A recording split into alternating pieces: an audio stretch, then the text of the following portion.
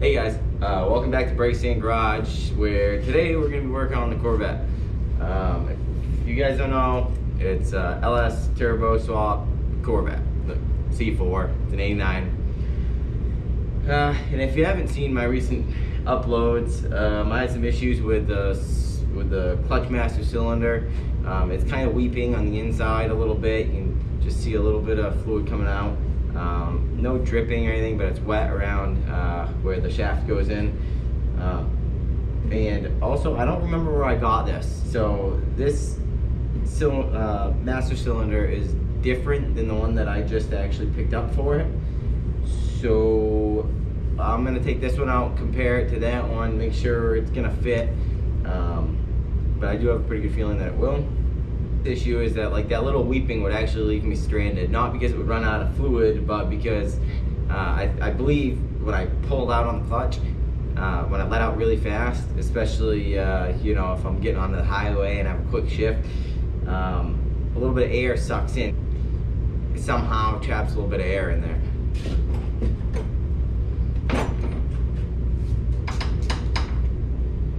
One major difference between the master cylinder that I bought and the one that I am removing right now is that the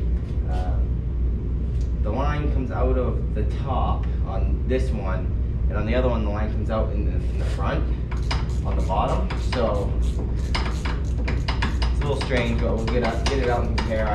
I really hope that it fits in this area, because it is really tight and it looks a lot bigger than the one that I'm pulling out now.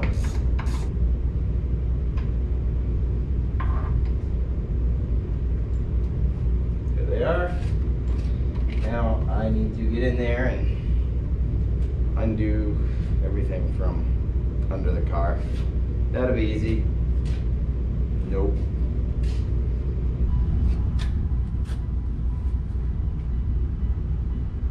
I don't remember what I need. Oh.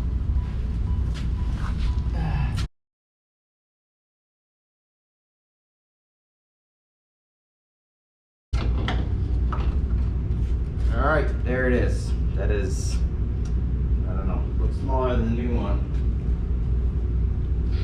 All right, well, I got it off, and this thing must, I don't know, that's weird. I've never seen that before. But there's I think it's just like shavings. It's just gray shavings. I don't know if you can see that, but it's just gray coming out of this master cylinder. Whew, oh yeah. Wow. Grab you over here. Look at that. All gray, like gray metal. That has been wearing for a little while. So, I don't know if you guys saw this maybe in a Maverick video, but when I was when I was evening out the seats or leveling them in the car, I was using this as a spacer. But this actually was a spacer for the clutch master cylinder. But when I put this all together, this came, you know, this was an auto. Converted it to manual, and got, you know, it's been a mismatch of parts from different cars and different aftermarket, you know, clutch components and stuff. But this made it so there was not enough throw. Like the clutch was really close to the ground, and I couldn't fully disengage the clutch. It would just try and grind every time I went to put it in gear. So I put shorter. So I got rid of these, like this spacer, and I put a couple of these side by side, so they're a little shorter. But now that, you know, maybe I just got the wrong master cylinder or something, the clutch master, but I think I'm gonna go ahead and I'm gonna try and use the spacer, get it on, and see how it fits.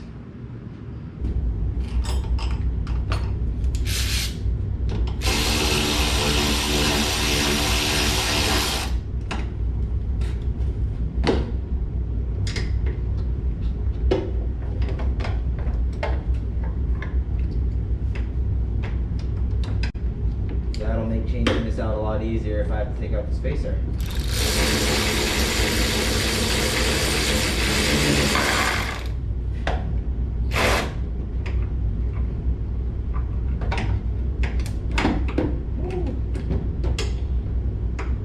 Now I gotta shorten the clutch line. Whew. Alright. Two type of flaring tools that I know about. You have a bubble flare and a double flare. Bubble, double. So, I think that this is a double flare. That's what it looks like. So we'll get you in here nice and close. Alright guys, hopefully you can see what's going on. Alright, I got it. They make these a lot smaller for brake lines. This one also does copper pipes. So if I kind of size this up and cut it somewhere like right here,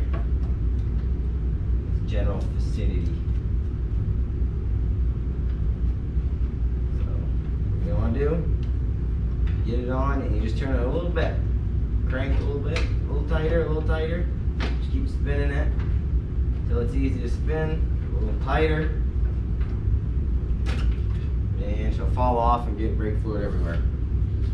If you don't have a extra flare nut, or even if you do, you should try and reuse them, or at least I do. Some people might yell at me. Send off. Oh, just coming. Okay, I'm gonna save that. Toss this, and I'm gonna put this on the line in the right direction early. I am going to put a little kink down here, not kink, a little bend, so the nut doesn't disappear, which it still can. Okay, well, I'm going to risk just losing that, I guess. Maybe these little ties come in handy.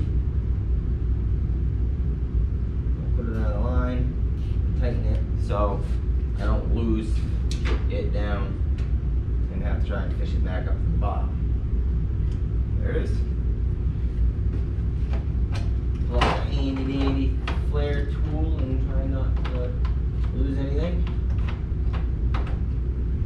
Just on the ground so I can take it instead. Alright. I mean, these things are pretty easy to use. You just kind of have like a little intuition. So this is a 3/16 line.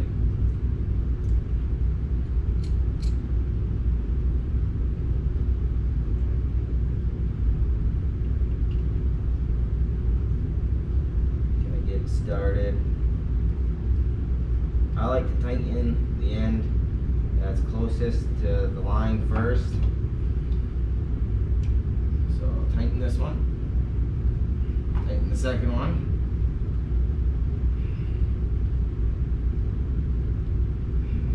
Really want to cinch down pretty good on these.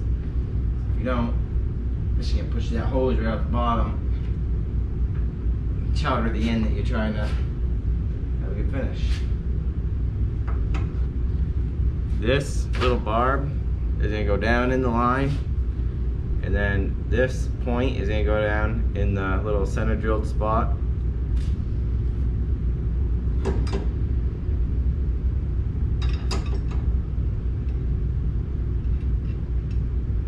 And you really want to do your absolute best to keep this thing straight, because if you don't, you're going to break that little nipple off and this whole thing is going to be useless.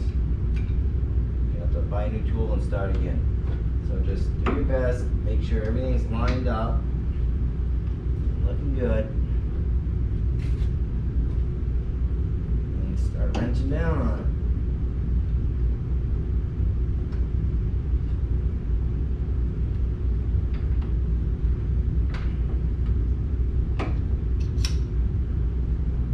I actually don't know how tight you're supposed to go, so I usually go until it feels like my finger's gonna break.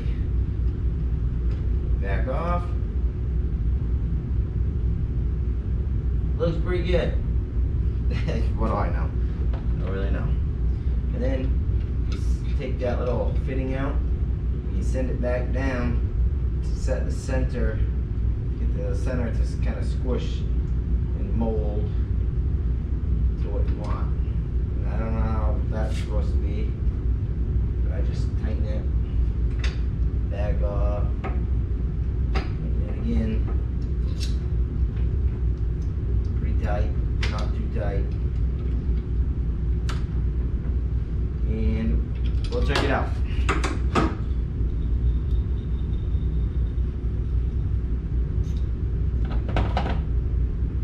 Get back,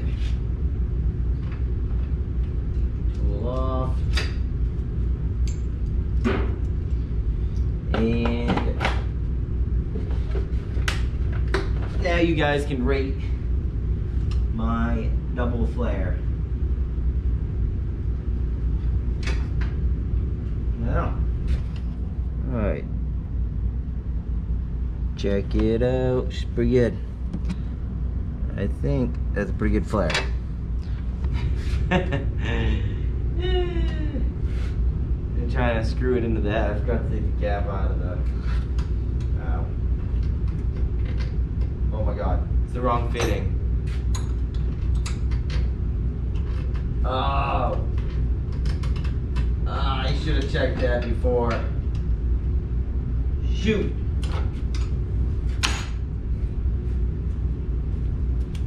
Waste any more time.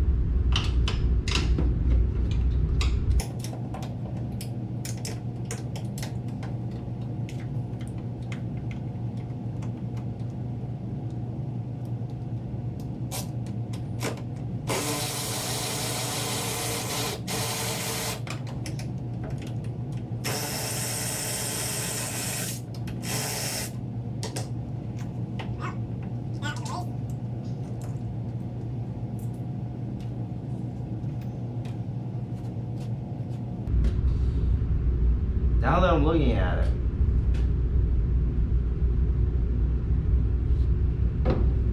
I'm sure that I can't be this lucky, but I'm gonna try. There's a brass nipple in this one, which I may or may not have put on there. To be honest, I don't know. Yep, I probably did. So we'll see if this fits in here. Moment of truth. Ah, yeah, it does. All is not lost, but I'm still an idiot.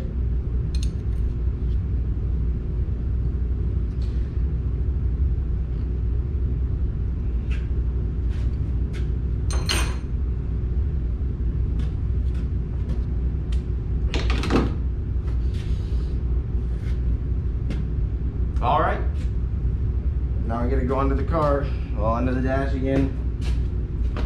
There's no way that spacer can go in there. Clutch pedal's like this far off the floor. Time to pull it back out. I tried no spacer.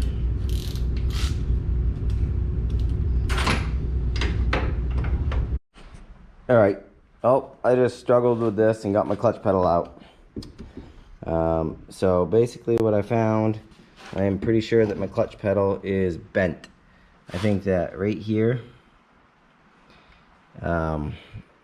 this being pressed either over time or a seized master cylinder or something, somebody pressed on it and it twisted at this like little union here. So what I'm gonna do is I'm gonna bend it back, and that's why the spacer doesn't work. You have the spacer and the clutch pedal's too close to the floor, and you know, I got this out of a used car, so I don't really know the condition of it, or, you know, the condition of the car that it came out of. So what I'm going to do is I'm going to bend this back based on other pictures that I've seen on the internet. This just looks like it's twisted back right here at this spot. So I'm going to put it in the vise, and hopefully we can get this thing bent back to place. I don't know how I'm going to do it. I'm going to do it.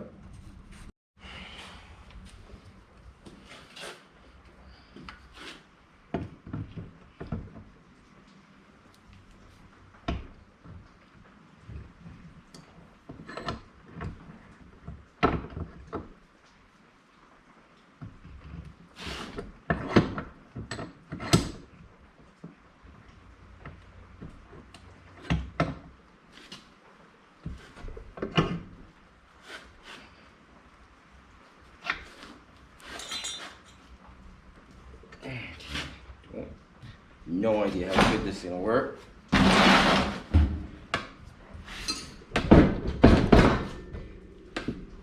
Oh yeah, that's definitely bent. I hope I don't bend it back too far, but this is absolutely doing things. Yeah, still got a ways to go. Okay, that's looking better. I also think it's a little twisted now, so I just got.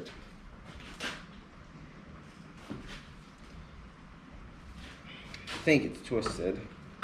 I pulled on it and twisted it out.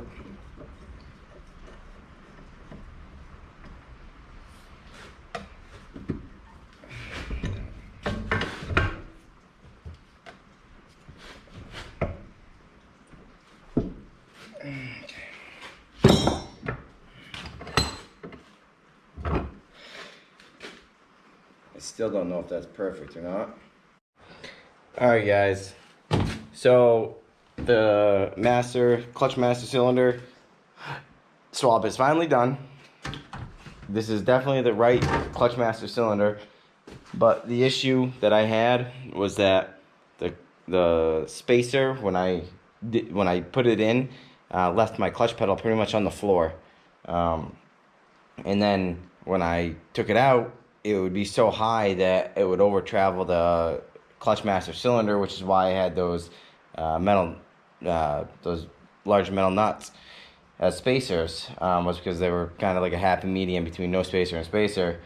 But come to find out, as you guys just saw, the clutch pedal was actually bent. I don't know how it got bent, if something in the master cylinder seized from, like, because the car was sitting a while, so maybe it was sitting and something seized, maybe the clutch seized itself, and somebody tried pressing the clutch in and it wouldn't go, so they just ran straight down on it with their foot and bent the pedal.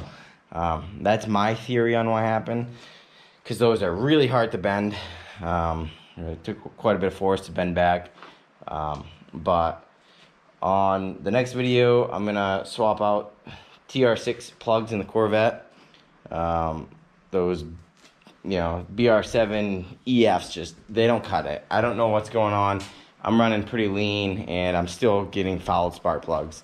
So I'll go back to tried and true. The TR6s worked on my setup before, but we'll swap them out, and we'll get some more updates on the Maverick as they unfold. I should be getting some new parts later in this month, and hopefully I can find enough content, keep post a little more often. Hopefully I can get a video out once a week. But that'll do it for today, and we'll see you on the next one.